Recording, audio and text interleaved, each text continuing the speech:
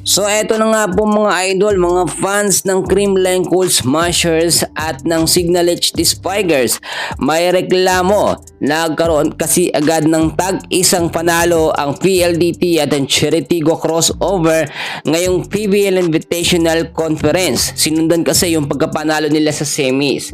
Well, bago natin pag-usapan yan, hingi muna ako ng isang tulong. Like and subscribe lang. Masaya na ako dyan kaibigan. Maraming salamat po mga kaibigan. Bukas na ho agad ang PBL Invitational Conference. May unang laban ho ang CCS kontra sa kupunan ng Signal HD Spikers.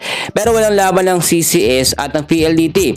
Wala ding laban ang Signal at ang Cheritigo crossover. Sa pagkakataong ito mga kaibigan, nakita natin naglabas ng update ang PBL which is merong tag-isang panalo agad. Etong PLDT at ang Cheritigo. Well, alam naman natin, panibagong conference na ito, dapat nagre-reset na ng score. Hindi sinusundan pa yung on tour ng PBL na nakapasok sa finals yung dalawang team na yan. Very unfair yan, hindi lamang sa kupunan ng CCS sa Signal. Unfair din yan sa Kurashige Adblaze at sa Kobe Shinwa, kupunan ho yan dyan sa Japan. Kaya naman mga kaibigan, ang mas maganda dito, i-reset na lang muna, back to zero, kung sino manalo doon talagang magkakaalaman.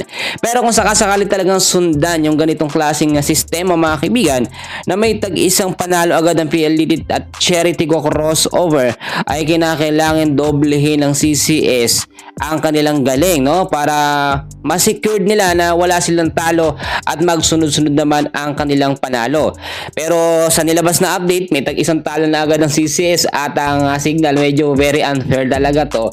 Alam nyo, issue ito mga kaibigan, pag hindi ito ginawa ng aksyon agad ng PBL, maraming mga fans ng CCS ang magre-reklamo dito. Hindi kasi talaga patas, Pero alam nyo mga kaibigan, ngayon ang Creamline natuto na sa kanilang pagkakamali, I-make sure nila na magkakaroon na ng maayos na rotasyon ng kanilang mga player. May mga usap-usapan din na makakapaglaro na si Gian Morado de Guzman ngayong PBL Invitational Conference at papalitan muna pansamantala eto nga pong si Kyle Negrito. Alam nyo, ang kupunan ng Kurashige Adblaze mga kaibigan at Kobe Shinwa, malalakas na team yan. So kahit sino mga kaibigan sa ating mga national team, sa ating local team manalo, PLDT, Cheritigo, CCS at Signal, basta hindi lang magkampiyon, hindi manalo, hindi magkampiyon itong dalawang team sa Japan, okay na. So far, good na tayo dyan.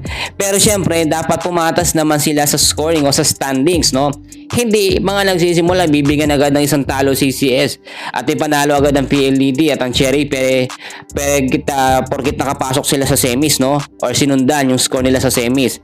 Very unfair yon. Mga kaibigan, meron pa tayong latest update, at abangan nyo, dyan lang kayo, huwag kakalimutan na mag-like and subscribe. Maraming salamat po.